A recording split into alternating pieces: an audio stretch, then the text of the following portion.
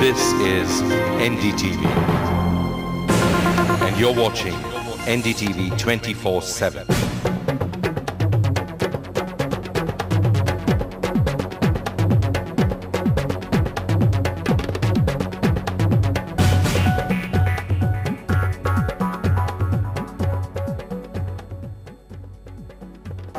Hello and welcome to Urban Planet, a show that brings you the latest trends and stories from your city right to your doorstep.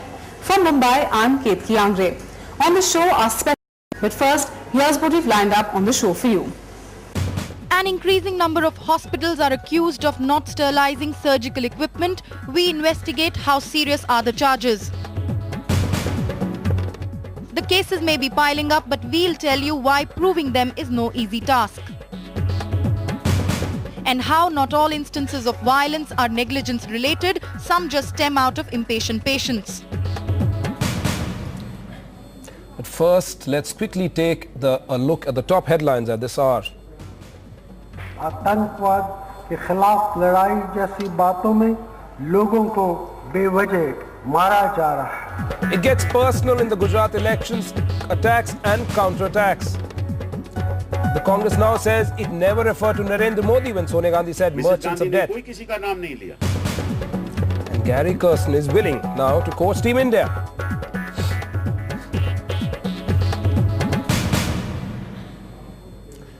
All those personal attacks in the lead up to the Gujarat elections. Today, the Prime Minister, Dr. Manmohan Singh, addressing a rally in Surat said, and I quote, "If you're with the Gujarat government, you're safe. But if you're against it, then God help you." These are sharp words.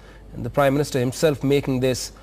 Dr. Manmohan Singh also added there's an atmosphere of fear in the state, which is dangerous for the entire country. Gujarat की कानून व्यवस्था के विषय में तो मैं कुछ ज़्यादा कहना नहीं चाहता. केवल यही कहूँगा कि यदि अब सरकार तंत्र के पक्ष में है तो आप सुरक्षित हैं. यदि सरकार के खिलाफ हैं तो आपका भगवान ही मालिक है. गुजरात में कोई भी नहीं कह सकता कि सरकार सभी की रक्षा बराबर करती है और आतंकवाद के खिलाफ लड़ाई जैसी बातों में आपको उलझाया जा रहा है. लोगों को बेवजह मारा जा रहा है. And of course, can the BJP be far behind? Today it was the turn of senior BJP leader L.K. Advani, who said that Sonia Gandhi's remarks calling Narendra Modi a merchant of death reveal a perverse mind. Congress party की अध्यक्षा द्वारा कुछ शब्दों का प्रयोग करना गुजरात के विधानसभा चुनाव में जो अत्यंत आपत्तिजनक है और उस टेररिज्म की समस्या को ध्यान में रख करके अगर किसी ने कोई वक्तव्य दिया है, खास करके ऐसे प्रदेश के मुख्यमंत्री ने जिसको इस बात का स्वाभाविक गर्व है कि पिछले 5 सालों में उनके प्रदेश में कोई आतंकवादी हमला होकर के किसी की मृत्यु नहीं हुई, जबकि देश भर के बाकी भागों में कई स्थानों पर आतंकवादियों ने बेगुनाह लोगों की हत्याएं की है, तो उसको आतंकवाद के संदर्भ में न लेकर के और सांप्रदायिक रंग देने की कोशिश करना ये सर्वथा अनुचित है.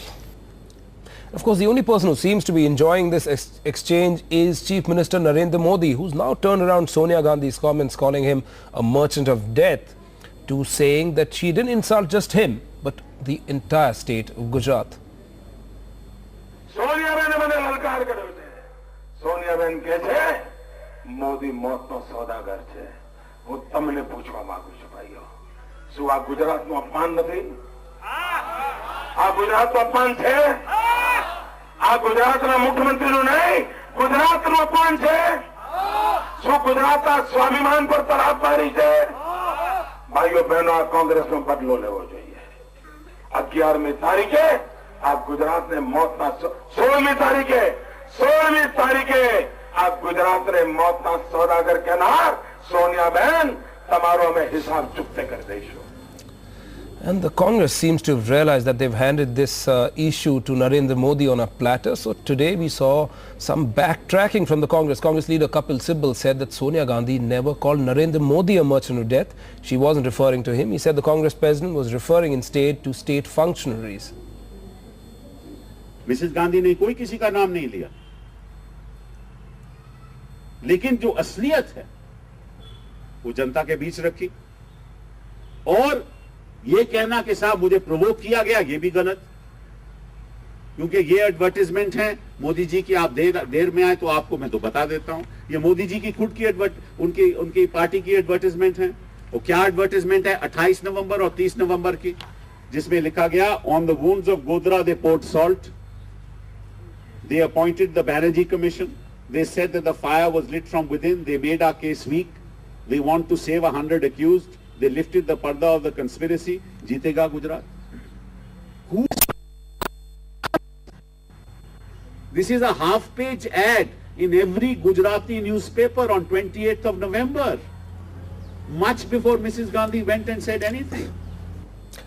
Well, the Congress backtracking there, but now it's back to Ketki and Urban Planet. Thank you. First on Urban Planet, we take you inside some of our city's hospitals where patients are leaving in conditions worse than when they came in. The reason is poor hygiene, which is resulting in hospital-acquired infections, increasing the sufferings of patients and giving the medical profession a bad name. Total 13 times I have suffered the same problem. These lesions are a constant reminder to 50-year-old Dr. Chandrakant Chowgle of an operation that was meant to cure him but went horribly wrong. Dr. Chowgle underwent a routine gallbladder operation early last year at a private hospital in Sangli city. But within a week, the wound reopened, causing severe pain. A general physician himself, Dr. Chowgle decided to get his wounds examined by private medical laboratories in Sangli and Mumbai. He says the investigations showed that the wounds were caused by a bacterial infection called port site infection and claims the infection was the result of improperly sterilized surgical equipment. पूरा operation के लिए पैसा हमने खुद डाले। I have had to spend my own money on my medication and my operations. I've suffered mental torture. My family has suffered. I've suffered a loss of practice. And despite all this, I'm still unwell. अभी भी हमारी सेहत अच्छी नहीं और दवा हम पे चल रहा है। Dr. Chowgle plans to sue the hospital, adding himself to the increasing number of patients suing hospitals for poor hygiene. Cases not just against public hospitals but also private hospitals. In India, it's going to increase. Education, environment, everything contributes to the increase of such litigation. Pressure on doctors and hospitals is more. Medical science is better, but chances of other things happening are more. The Mumbai chapter of the Hospital Infection Control Society, a body that works with city hospitals to reduce acquired infections, lays down clear guidelines to prevent infection in the operating room due to external factors. Guidelines which make it mandatory for all hospitals to maintain strict standards of hygiene, including equipment maintenance. The prevention and control of hospital or healthcare acquired infections in our country is still in its infancy. We must have a regulation that requires stringent control on sterilization procedures in any healthcare setting. According to international standards, the acceptable surgical infection rate for a hospital or a nursing home is 2%, but in India that figure is 5 to 10 times higher. The Indian Journal of Medical Microbiology, citing a number of reports, says post-operative infection rates in India range from 2 to 22%. No hospital is totally infection-free. No building can be totally infection-free. Now these things happen, these are hazards of our profession, but we have to minimize the chances of infection here. Like every day the report is put out by my microbiology department, my infection control. The water samples are tested every day, my OTs, my ICUs, my wards are tested for infection every day and a report comes to me. My customers are my doctors. My job is to provide them strong infrastructure Hospital infections are bound to occur. It's an inevitability that every hospital has to take into account. But the increasing number of cases in courts, health experts say, is a sign of ill health for the health industry, and it's something that they need to check up on urgently to ensure that the patient's trust is not lost and his health isn't damaged. In Mumbai, Shloka Nath for NDTV. Increased awareness is probably one of the reasons why more and more people are dragging hospitals and medical practitioners to court. And it's not just public hospitals. Even private hospitals are facing the same problem. But as Shloka Nath finds out, filing a suit may be easy, but pursuing the battle certainly isn't. Especially when the onus of proving medical negligence lies completely on the patient. A fight for justice caught in legal red tape. Suresh Thalera, a prominent Pune businessman, has been fighting a 4-year battle against the city's Jahangir Hospital.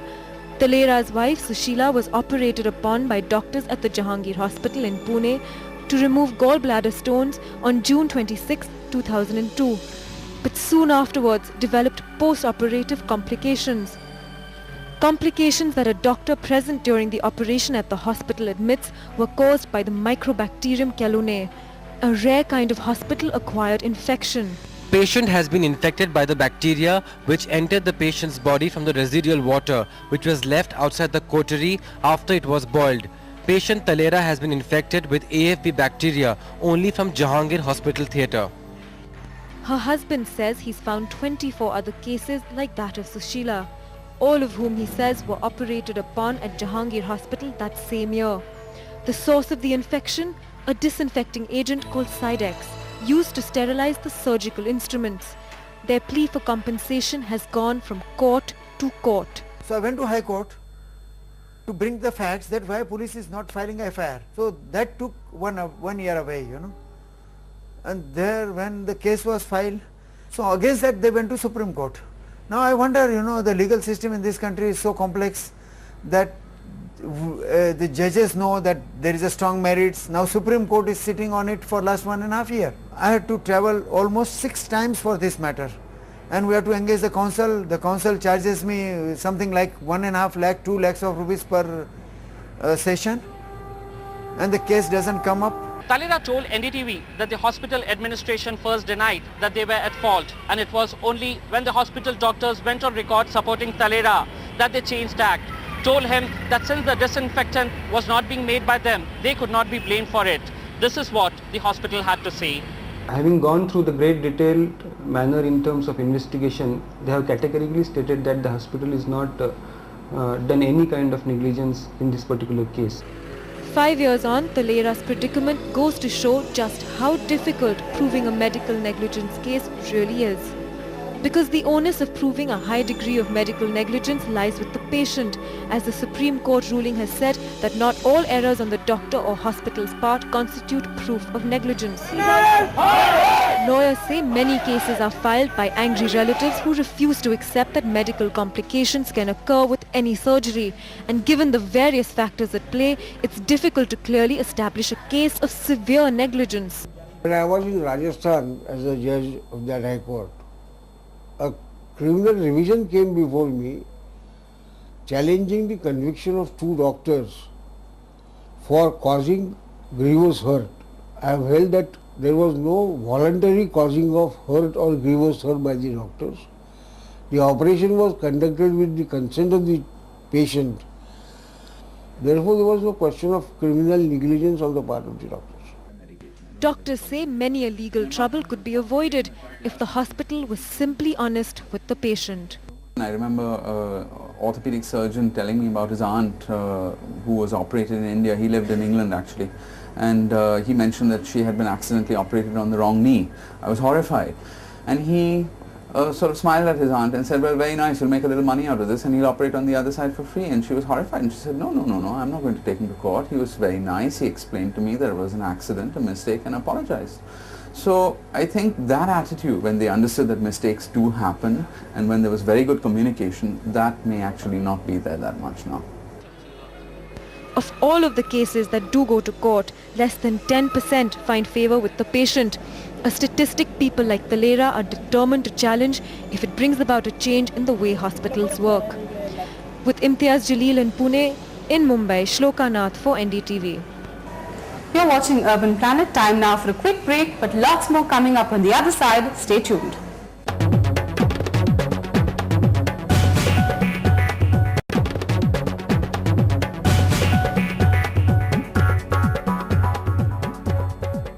While doctors and hospitals are increasingly being accused of medical negligence, there is the flip side to that story of increasing healthcare costs, in return for which patients want instant treatment. Not just that, the treatment has to be successful, and if things don't quite go the way they were planned, then patients rage.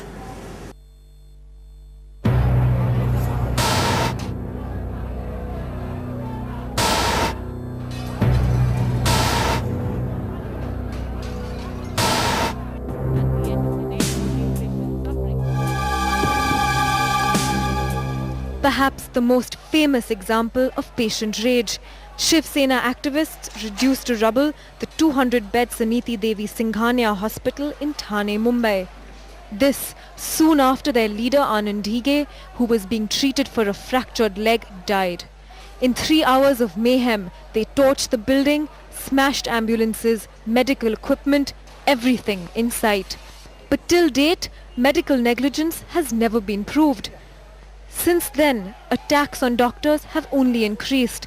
Take the case of resident doctors at public hospitals in Delhi and Mumbai. Allegations of negligence and substandard care have been constant provocations for violence, from towels being left in tummies to being told to wait your turn for a simple examination, the latter being more common. In Delhi alone this year, doctors at government hospitals have been targeted 10 times and have gone on strike 6 times after being attacked by relatives of angry patients. Resident doctors in Mumbai have been even bigger targets and have been attacked at least 20 times in the past year. Violence that's led to strikes at hospitals, with doctors demanding security against such incidents. But they have also increased the friction between patients and the doctors who operate on them. The cost of treatment has gone sky high. Paying capacity of patient is not that high.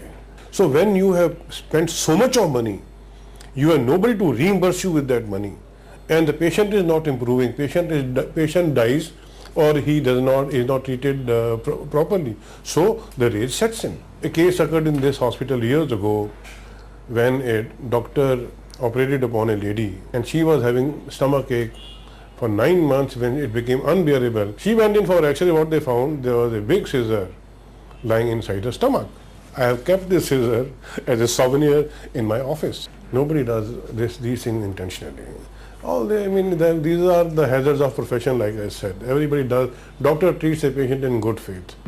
A line relatives and their patients may well find difficult to remember. In Mumbai, Shloka Nath for NDTV. That's a wrap on Urban Planet, but do send in your feedback. Also, if there's any story in your city that you would like us to cover, do write in to us. You can send us an email at urbanplanet@ndtv.com or SMS us at 56388. That's it for now. Thanks for watching.